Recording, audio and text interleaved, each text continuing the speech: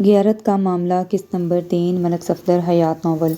میں نے گردن ہلاتے ہوئے کہا اسے تو میں ضرور چیک کروں گا۔ پھر میں نے صداقت علی سے پوچھا تم یہ بتاؤ کہ زاہدہ کا وارث تو عارف ہی تھا، لیکن وہ تو منظر سے غائب ہو گیا ہے اور کل لاش پوسٹ مارٹم کے بعد واپس آ جائے گی۔ اگر شام تک عارف واپس آ جاتا ہے تو اچھی بات ہے، میں زاہدہ کی لاش اس کے حوالے کر دوں گا، بشرطے کہ وہ زاہدہ کے قتل میں ملوث نہ پایا گیا تو۔ لیکن اگر اس کی واپسی نہیں ہوتی تو ایک بہت بڑا مسئلہ کھڑا ہو جائے گا۔ صداقت علی نے بڑے رسان سے بولا دیکھیں جناب، اگر تو عارف زاہدہ کو قتل کر کے فرار ہوا ہے تو اس کی واپسی کی امید نہ رکھیں، بس سمجھیں وہ گیا ہاتھ سے۔ میں نے ٹھوس لہجے میں کہا کہ وہ ہاتھ سے تو نہیں جا سکتا صداقت علی، کیا تمہیں یہ معلوم ہے کہ ملتان میں زاہدہ کے دیگر رشتہ دار بھی ہیں؟ اگر آج شام تک عارف واپس نہیں آتا تو کل صبح کسی بندے کو بھیج کر زاہدہ کے رشتہ داروں کو اس ہولناک واقعے کی خبر تو دینی ہوگی۔ وہ مایوسی بھرے لہجے میں گردن کو دائیں بائیں حرکت دیتے ہوئے بولا جناب میں اس بارے میں کچھ بھی نہیں جانتا۔ میں نے خود کلامی کے انداز میں کہا کہ یہ سوال بھی مجھے یونس حلوائی سے ہی کرنا پڑے گا۔ صداقت علی خاموش نظروں سے مجھے تکتا رہا۔ میں مزید 2-4 سوال کرنے کے بعد اس کے گھر سے اٹھایا۔ واپسی کے سفر پہ میں اکیلا ہی تھانے کی جانب چل رہا تھا۔ میرے ساتھ جائے وقوع کی طرف آنے والوں میں نصیر حوالدار کو میں نے زاہدہ کی لاش کے ہمراہ ہسپتال بھجوا دیا تھا اور یونس حلوائی مجھ سے اجازت لے کر رخصت ہو گیا تھا۔ جب یونس حلوائی عارف کے گھر سے جا رہا تھا تو میرا اندازہ تھا کہ اس سے مزید کسی پوچھ گچھ کی ضرورت نہیں رہی، لیکن حالات میں اچانک ایک بہت بڑی تبدیلی آ گئی تھی اور میرے خیال میں اب یونس سے پوچھنے کے لیے بہت کچھ جمع ہو چکا تھا اور اس کے ساتھ ہی مجھے داؤد کو بھی تھانے بلا کر اس کا تگڑا انٹرویو کرنا تھا۔ یہی سوچتا ہوا میں تھانے پہنچ گیا۔ دوپہر کے بعد میں نے کانسٹیبل کو اپنے پاس بلایا اور اس سے داؤد کے بارے میں مختلف سوالات کیے۔ دراصل یہ کانسٹیبل اس قصبے تخت پورہ کا رہنے والا تھا۔ اس نے میرے سوالوں کے جوابات میں ان باتوں کی تصدیق کر دی جو صداقت علی نے مجھے داؤد کے حوالے سے بتائی تھیں۔ تاہم کانسٹیبل سے میں یہ بات نہیں جانتا تھا کہ داؤد کا عارف کے گھر میں آنا جانا بھی ہے یا نہیں۔ میں نے خصوصی ہدایات کے ساتھ اس کانسٹیبل کو داؤد کی جانب روانہ کر دیا۔ اس داؤد کو بڑے طریقے سلیقے سے گھیر کر اپنے ساتھ تھانے لے کر آنا تھا اور ساتھ ہی یونس حلوائی کو یہ پیغام دینا تھا کہ وہ تھانے آ کر تھانے دار سے ملے۔ کانسٹیبل احکام کی تکمیل کا یقین دلا کر میرے کمرے سے رخصت ہو گیا۔ تھوڑی دیر کے بعد حوالدار نصیر ہسپتال سے واپس آ گیا۔ پھر ہمارے درمیان تازہ ترین حالات پر گفتگو ہونے لگی۔ میں نے حوالدار نصیر کو بھی ان باتوں سے آگاہ کیا جو صداقت علی نے مجھے بتائی تھیں۔ داؤد کے بارے میں حوالدار کی رائے بھی کچھ اچھی نہیں تھی۔ وہ داؤد کی بدماشیوں اور بدکماشیوں سے اچھی طرح واقف تھا۔ میں نے نصیر سے کہا کہ یہ بات میری سمجھ میں نہیں آ رہی، آپ سب لوگ داؤد کے کالے کرتوتوں سے اچھی طرح واقف ہیں اور ابھی تک اس کے خلاف سخت قسم کی کارروائی کیوں نہیں کی گئی؟ حوالدار نے مضبوط لہجے میں کہا کہ جناب اس کے خلاف کارروائی ہو چکی ہے، وہ ایک بار جیل بھی جا چکا ہے۔ میں نے حوالدار کو بتایا کہ داؤد کو تھانے بلانے کے لیے میں نے کانسٹیبل کو روانہ کر دیا ہے۔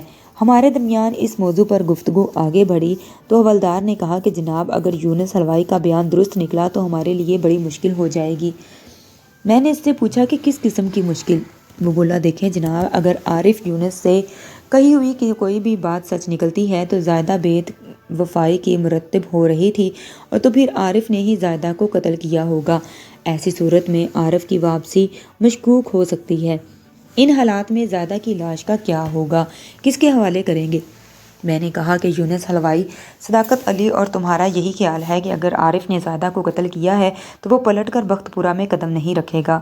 یہ ٹھیک ہے کہ حالات و واقعات کی روشنی میں اس بات کے امکانات تو ہیں کہ عارف نے زاہدہ کی بے وفائی پر اسے قتل کر دیا ہوگا، لیکن یہ بھی تو ہو سکتا ہے کہ حقیقت اس کے برعکس ہو، عارف کو زاہدہ کے قتل کے ساتھ کوئی تعلق نہ ہو اور وہ اپنے کسی کام کے ساتھ گیا ہوا ہو، اور ہمیں اس بارے میں بھی تو نظر انداز رکھنا پڑے گا۔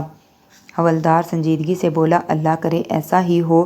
میں نے کہا کہ زاہدہ قتل ہو گئی اور اس کا شوہر عارف منظر سے غائب ہے، ان دونوں کے سوائے اس گھر میں اور کوئی نہیں رہتا، اس لیے میں نے اس گھر پر سرکاری تالا لگا دیا ہے۔ لیکن یہ کافی نہیں ہے، جب تک اس کیس کا اونٹ کسی کروٹ نہیں بیٹھ جاتا۔ عارف کے گھر کی نگرانی بہت ضروری ہے، خصوصاً رات کے وقت۔ اس قسم کے بند گھر چوروں اور ڈکیتوں کے لیے خصوصی دلچسپی کا باعث ہوتے ہیں۔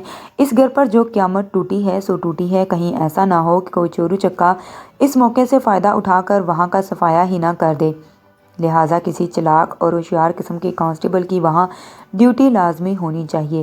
حوالدار نے کہا کہ میں ابھی بلاتا ہوں جناب، ہمارے تھانے میں آپ کے مطلب کا ایک کانسٹیبل ہے جو راتوں کو جاگنے میں ماہر ہے۔ میں نے کہا ٹھیک ہے، اسے بلاؤ، اسے عارف کے گھر کی نگرانی پر مامور کر دو۔ اس وقت وہ کانسٹیبل خالی ہاتھ واپس آ گیا جو داؤد اور یونس کو لینے گیا تھا۔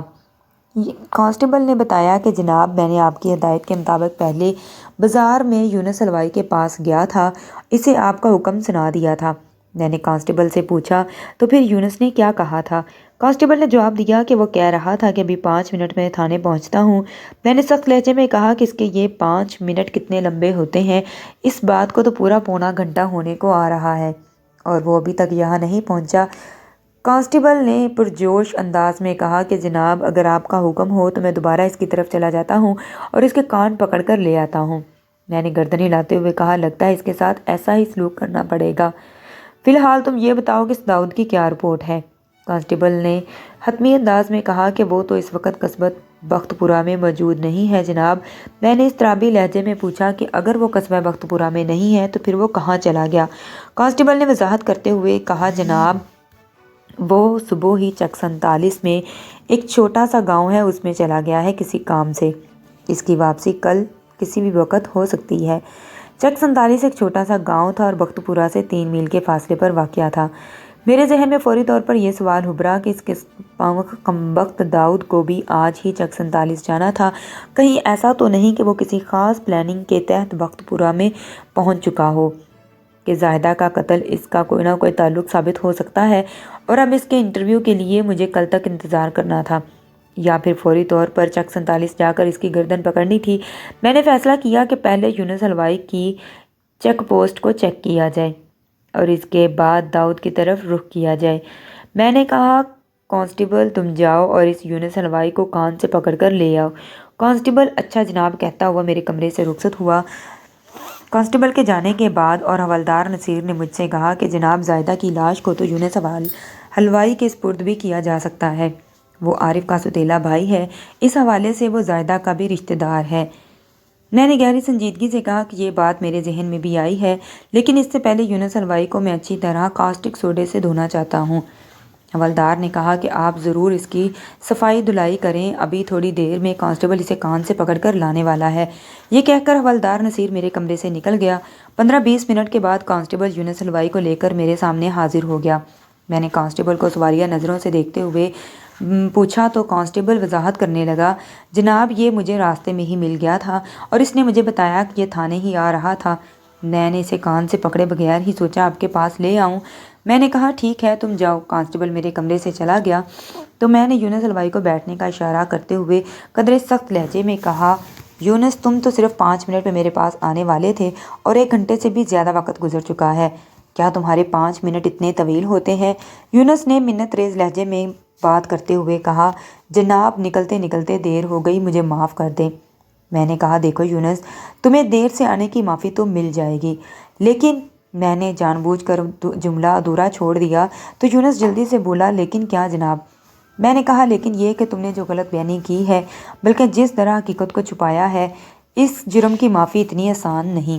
وہ الجھن امیز انداز میں بولا، جناب، میں نے کون سی حقیقت کو چھپایا ہے؟ میں نے کہا، تم نے عارف کے سوتیلے بھائی ہو۔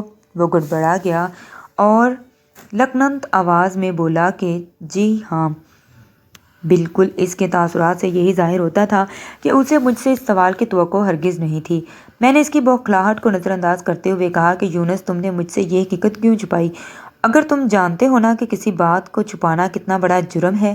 وہ گھبراہٹ امیز انداز میں بولا کہ وہ بس تو ٹھیک ہے، لیکن جناب، مجھے کیا پتا تھا کہ آپ کو یہ بات معلوم نہیں؟ میں نے تو یہی سمجھا تھا کہ آپ تھانے دار صاحب ہیں، آپ کو سب کے بارے میں تفصیل سے آگاہ کیا ہوگا۔ میں نے کہا کہ سب کی تفصیل تو میں بعد میں جمع کرواؤں گا، ابھی تم مجھے صرف اپنے بارے میں کچھ خطرناک باتوں کے بارے میں بتاؤ، پہلے ان کی پوچھ پڑتال تو کر لوں، باقی کو بعد میں دیکھ لیں گے۔ ان کے چہرے پر خوف و ہراس کے تاثرات ابھر آئے۔ کانپتی ہوئی آواز میں اس نے پوچھا کہ مگر میں نے کیا کیا ہے جناب؟ میں فوری طور پر اندازہ قائم نہ کر سکا کہ اس کا خوف اور گھبراہٹ مصنوعی ہے یا واقعی یہ بات سن کر ڈر گیا تھا۔ بہرحال وہ ڈرا سہما نظر آ رہا تھا۔ میں نے اس کے حوالے سے اس کے چہرے کی طرف دیکھتے ہوئے کہا کہ کیا تمہیں یاد ہے نا عارف نے اپنی بیوی زاہدہ کے حوالے سے چند دن پہلے تم سے کچھ کہا تھا؟ وہ گردن ہلاتے ہوئے بولا جی ہاں جناب، سب یاد ہے۔ آپ وہی زائدہ کی بے وفائی والی بات کر رہے ہیں نا؟ میں نے کہا ہاں، میرا اشارہ اسی طرف ہے۔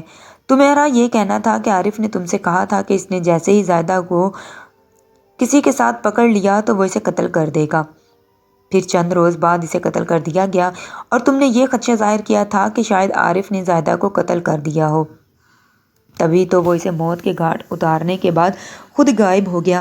صبح جب میں نے تم سے پوچھا تھا کہ وہ شخص کون ہو سکتا ہے جس نے بے وفائی میں زائدہ کا ساتھ دیا ہو، تو تم مجھے کوئی بھی جواب دینے سے قاصر رہے تھے۔ کیا میں صحیح کہہ رہا ہوں؟ یونس تھوک نگلتے ہوئے بولا جی جناب، آپ بالکل ٹھیک کہہ رہے ہیں، اس بارے میں کچھ بھی نہیں جانتا۔ آپ کہیں تو میں اس بارے میں بڑی سے بڑی قسم کھا سکتا ہوں۔ میں نے کہا کہ تمہیں چھوٹی بڑی کوئی قسم کھانے کی ضرورت نہیں ہے، کیونکہ میں نے ایسے 2 افراد کا سراغ لگا لیا ہے جو عارف کی غیر موجودگی میں چوری چھپے زائدہ سے ملنے اس کے گھر آیا کرتے تھے۔ یونس کا منہ حیرت سے کھلے کا کھلا رہ گیا۔ اچھا جی، کون ہے وہ دونوں؟ میں نے اس سے کہا کہ ایک کا نام تو ہے داؤد اور دوسرا اس وقت میرے سامنے بیٹھا ہے۔ وہ ہراساں نظروں سے مجھے دیکھنے لگا۔ اگر ڈرامائی انداز میں نے اس سے پھر پوچھا کہ مجھے یہ بھی پتا ہے کہ تم بھی عارف کی غیر موجودگی میں زائدہ سے ملنے آتے رہتے تھے۔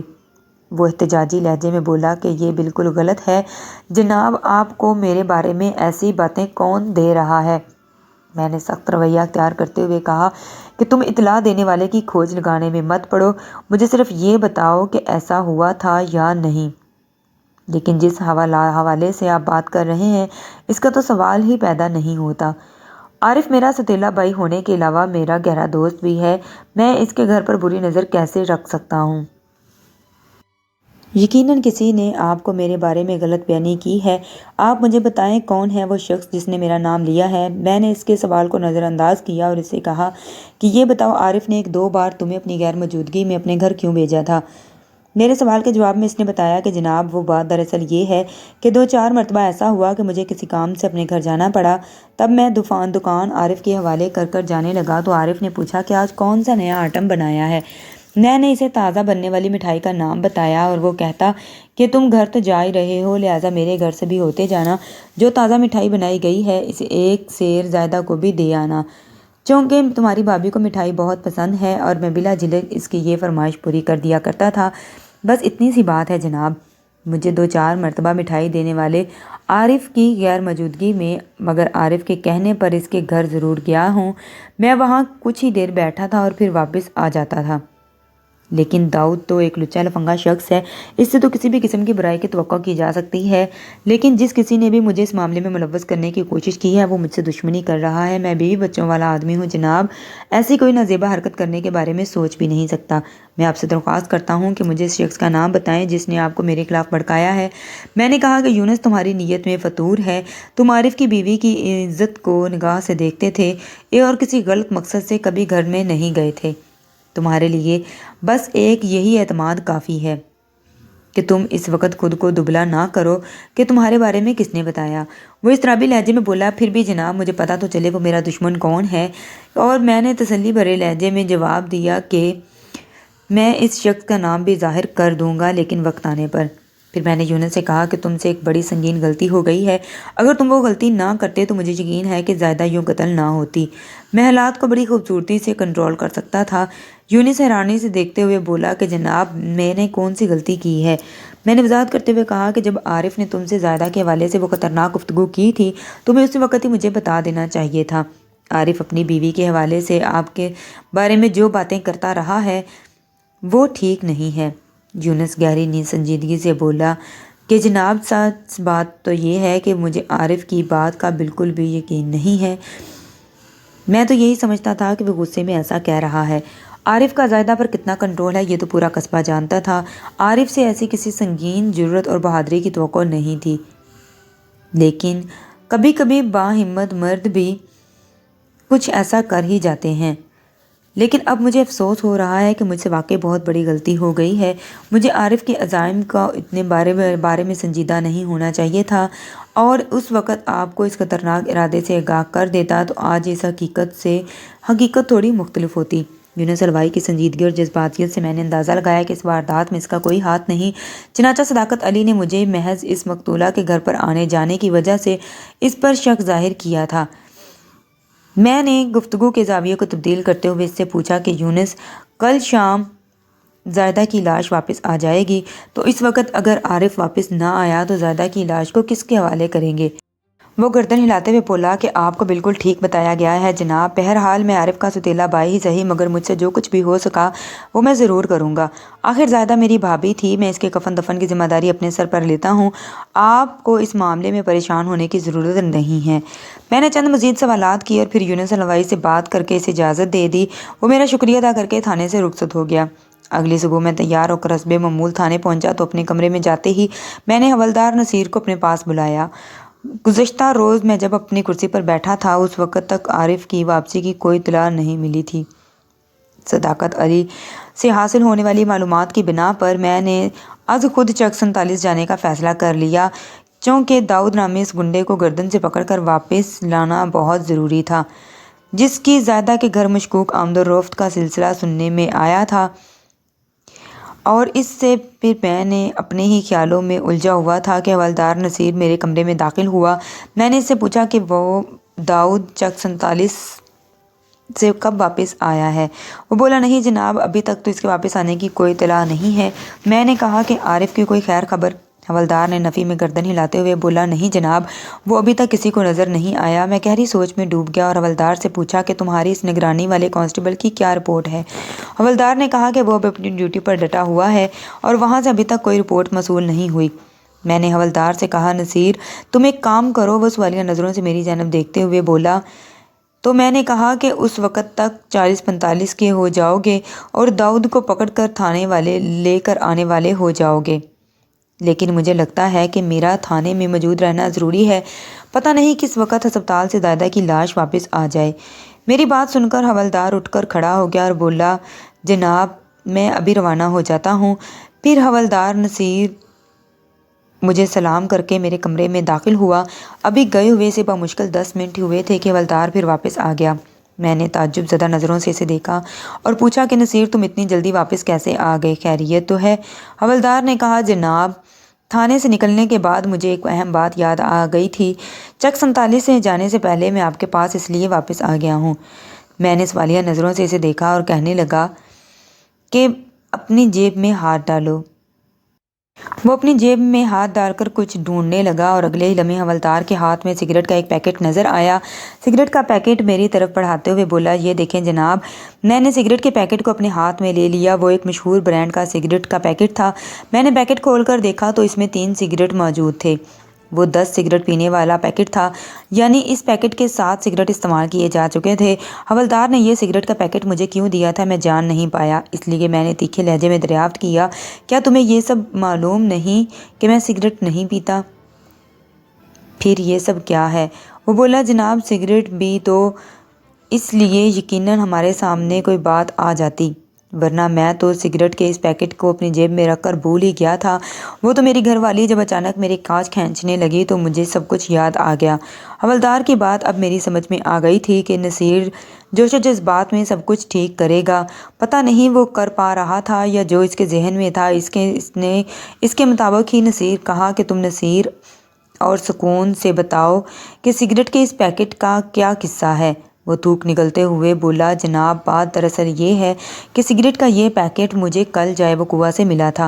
حوالدار نے مزید بتایا کہ میں نے سگریٹ کا یہ پیکٹ جائے وقوع سے اٹھا کر اپنی جیب میں رکھ لیا تھا کہ آپ کو دکھاؤں گا، لیکن اس وقت لاش والے کمرے میں صرف میں ہی موجود تھا اور میں نے سگریٹ کا یہ پیکٹ اپنے ساتھ والے کمرے میں رکھ دیا تھا۔ پھر سگریٹ کا یہ پیکٹ میرے ذہن سے نکل گیا اور ساتھ ہی میں گھر نکل گیا۔ میں نے آج یونیفارم دھونے کے لیے اپنی گھر والی کو دیا تو ظاہر ہے کہ پانی میں ڈالنے سے پہلے اس نے جیبوں کی تلاشی لی ہوگی تاکہ کوئی اہم کاغذ کے ٹکڑے نہ دھل جائیں۔ جب ایک جیب سے یہ سگریٹ برآمد ہوا اور کچھ پرچی بھی، تو جناب میں تھانے میں حوالدار ہوں، گھر میں میری بیوی تھانے دار سے کم نہیں۔ جناب میری بیوی کو شک ہوا ہے کہ میں نے سگریٹ پینا شروع کر دیا ہے۔ میں نے تو اپنی بیوی کو بڑی مشکل سے سمجھایا تھا۔ اب آپ دیکھ لیں سگریٹ کی پیکٹ کی کیا اہمیت ہے۔ میں موجودہ کیس میں ممکن ہے کہ اس کے بغیر ہم قاتل کا سراغ لگانے میں کامیاب ہو جائیں۔ مجھے یاد آیا کہ میں نے ابھی کمرے میں استعمال شدہ سگریٹ کے چند ٹکڑے دیکھے تھے جہاں زائدہ کی لاش پڑی ہوئی تھی۔ میں نے یہ یاد نہیں رکھا کہ وہ کس برانڈ کے سگریٹ تھے، تاہم اس صورتحال میں ایک اہم اشارہ تھا کہ عارف شاید سگریٹ نوشی نہ کرتا ہو یا کم از کم اس برانڈ کا سگریٹ نہ پیتا ہو، تو سوچا جا سکتا تھا کہ اس گھر میں کوئی ایسا شخص ضرور آیا تھا جو اس برانڈ کا سگریٹ پیتا تھا۔ اس نے کچھ وقت بھی وہاں گزارا تھا۔ میں نے نصیر سے کہا، ٹھیک ہے، میں سگریٹ کے اس پیکٹ کو برسرچ کرتا ہوں اور تم فوراً چک 47 میں روانہ ہو جاؤ۔ نصیر کے جانے کے بعد میں نے مزید 1 گھنٹہ تھانے میں بیٹھ کر مختلف امور کو نپٹایا اور پھر ایک ضروری سوچ کے تحت تھانے سے نکل آیا۔ میری منزل عارف کا گھر تھی۔ نگرانی والے کانسٹیبل کو میں نے دور سے دیکھ لیا تھا۔ جب میں نے عارف کے گھر پر لگے ہوئے سرکاری تالے کو کھولا تو نگرانی والے کانسٹیبل نے میرے پاس آ کر کہا، تو پھر ہم ایک ساتھ گھر میں داخل ہوں گے؟ میں نے کانسٹیبل سے پوچھا کہ یہاں سب خیر خیریت ہے؟ وہ بولا، جی جناب، ابھی تک تو سب ٹھیک ٹھاک ہے۔ کسی بھی شخص نے ادھر آ کر غیر قانونی معاملات میں کوئی بھی دخل اندازی نہیں کی اور نہ ہی ابھی تک عارف کی واپسی ہوئی ہے۔ میں نے سراہنے والے انداز میں کہا کہ شاباش، بس 1.25 گھنٹے کی ڈیوٹی اور ہے، پھر میں تمہیں واپس تھانے بلا لوں گا۔ مجھے امید ہے کہ بہت جلد اس کیس میں پیش رفت ہونے والی ہے۔ میں نے کانسٹیبل سے باتیں کرنے کے دوران گھر کے پچھلے حصے میں بنے کمروں کا جائزہ لے لیا اور لاش والے کمروں میں بھی تبدیلی واقع کی۔ میری توجہ تمام تر سگریٹ کے ٹکڑوں پر رہی تھی۔ میں نے خصوصی تقویت محسوس کی کہ وہ تمام تر سگریٹ کے ٹکڑے اسی مشہور برانڈ کے سگریٹ کے تھے۔ برانڈ کا پیکٹ حوالدار نصیر نے مجھے دیا تھا اور گزشتہ روز میں ساتھ والے کمرے کا تفصیلی جائزہ نہیں لے سکا تھا۔ مذکورہ کمرے کے اسٹور روم کا نقشہ بنا ہوا تھا۔ میں خصوصی تقویت محسوس کرنے لگی تھی کہ وہ تمام سگریٹ کے اس مشہور برانڈ کے سگریٹ کے ٹکڑے تھے۔ گزشتہ روز میں ساتھ والے کمرے کا تفصیلی جائزہ نہیں لے سکا تھا۔ مذکورہ کمرہ اسٹور روم کا نقشہ پیش کر رہا تھا۔ ایک جانب دیوار کے ساتھ لکڑی کے بنے ہوئے ایک بڑے سے تخت پر نیچے سے اوپر تک بستر رکھے تھے۔ وہ کم از کم نصف درجن افراد کے لیے تھے، لہذا لحاف اور گدے شامل تھے۔ اتنی ہی تعداد میں تکیے اور چادریں بھی تھیں۔ میری سمجھ میں نہیں آیا تھا کہ 2 افراد کی اس مختصر سی فیملی کو اتنے اوڑھنے بچھونے کی کیا ضرورت تھی۔ بہرحال دوسری دیوار کے ساتھ ہی وہ ڈرم پہلو بہ پہلو رکھے ہوئے تھے۔ 3.5-4 فٹ اور نیلے رنگ کے پلاسٹک کے وہ ڈرم کسی ٹیکسٹائل مل میں کیمیکل وغیرہ موجود کرنے کے لیے استعمال ہوتے تھے۔ بعد ازاں وگ انہیں دھو کر مانجھ کر گھریلو استعمال میں لے آتے تھے اور عموماً ان میں اناج وغیرہ اسٹور کیا جاتا تھا۔ میں نے ایسے ڈرم کئی گھروں میں دیکھ رکھے تھے۔ میں نے مذکورہ ڈرم کو ایک ڈھکن کا اٹھا کر دیکھا تو اس کے اندر مجھے گندم نظر آئی۔ میں سمجھ گیا کہ دوسرے ڈرم میں چاول وغیرہ کا ذخیرہ ہوگا۔ میں ڈرموں کو چھوڑ کر دوسری دیگر چیزوں کی جانب متوجہ ہو گیا، لیکن وہاں پر کوئی بھی ایسی چیز نظر نہیں آئی جو اس کیس میں معاون ثابت ہو۔ میں نے دونوں کمروں کا دروازہ لاک کیا اور کمرے سے صحن میں آ گیا اور دوران کانسٹیبل میرے ساتھ ساتھ رہا، لیکن اس نے مجھ سے کوئی بھی سوال نہ کیا۔ میں نے اسے چند ضروری ہدایات دیں اور واپس تھانے آ گیا۔ اس وقت میرے ذہن میں ایک ہی سوال تھا کہ عارف سگریٹ نوشی کا عادی تو نہیں تھا؟ اگر وہ سگریٹ پیتا تھا تو کس برانڈ کا؟ اس سوال کا جواب یقیناً ہی صرف یونس حلوائی دے سکتا تھا۔ زاہدہ کو تو کسی سوال کے جواب کے قابل تھی نہیں، لہٰذا میں نے یونس حلوائی سے پوچھنے کا فیصلہ کیا اور فوراً ہی یونس حلوائی کی دکان پر چل پڑا۔ یونس نے ابھی دکان کھولی تھی۔ وہ شاید شوکیس میں مٹھائی کے تھال سیٹ کر رہا تھا۔ مجھ پر نظر پڑتے ہی وہ استقبالیہ انداز میں آگے بڑھا اور بولا، آئیں جی آئیں تھانے دار صاحب، بس سو بسم اللہ۔ اللہ کے ہاتھ سے اس نے اس جھاڑن نما ایک کپڑے سے اسٹول کو صاف کرتے ہوئے میرے سامنے رکھتے ہوئے تشریف سے کہا، تشریف رکھیں جناب۔ میں نے یونس کی طرف دیکھتے ہوئے کہا کہ تمہیں کوئی تکلیف تو نہیں ہوئی؟ میں یہاں ٹھیک تشریف رکھنے نہیں آیا، ادھر سے گزر رہا تھا تو سوچا کہ تمہاری دکان بھی دیکھ لوں، پتہ نہیں کبھی مٹھائی کے لیے آنا ہی پڑ جائے۔ وہ چور نظروں سے دکان کے اندر دیکھتے ہوئے بولا، جناب آپ بھی کمال کرتے ہیں، آپ کو بھلا کیا زحمت تھی آنے کی، بس اشارہ کر دیتے تو مٹھائی آپ کی میز پر پہنچ جاتی۔ جب اس کی دکان پر پہنچا تھا تو مجھے ویلکم کہنے سے پہلے بھی اس نے کن اکھیوں سے دکان کے اندر جھانک کر دیکھا تو ایک مرتبہ مجھے اس کی اس حرکت پر کھٹک سی ہوئی۔ تاہم میں نے اس سوال کا جواب دیتے ہوئے کہا، کیا تمہیں سیر دو سیر مٹھائی لے کر تھانے لانے کی ضرورت نہیں؟ جب مجھے ضرورت ہوگی میں خود تمہاری دکان سے منگوا لوں گا۔ ایک دفعہ پھر اس نے چور نظر سے دکان کے اندر دیکھنے کی کوشش کی تو مجھ سے رہا نہ گیا۔ میں نے بے ساختہ اس سے پوچھ لیا، یہ تم بار بار چور نظروں سے دکان کے اندر کیا دیکھ رہے ہو؟ کون ہے وہاں پر؟ وہ شرمندہ سی ہنسی ہنسنے لگا۔ جی تو دوستو کہانی کی سیکنڈ لاسٹ ایپیسوڈ آپ کو کیسی لگی مجھے کمنٹ سیکشن میں ضرور بتائیں. ویڈیو اچھی لگی ہو تو میرے چینل کو سبسکرائب کریں, ویڈیو کو لائک کریں, شیئر کریں.